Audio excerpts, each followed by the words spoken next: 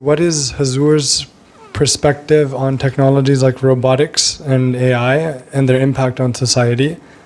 And what of these technologies does Huzoor believe are best for us to work on that can have the most positive impact on society?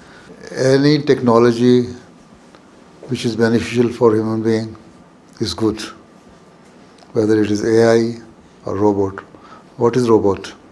They are helping you. Even now, there are quite a number of doctors who are doing their operation with robots.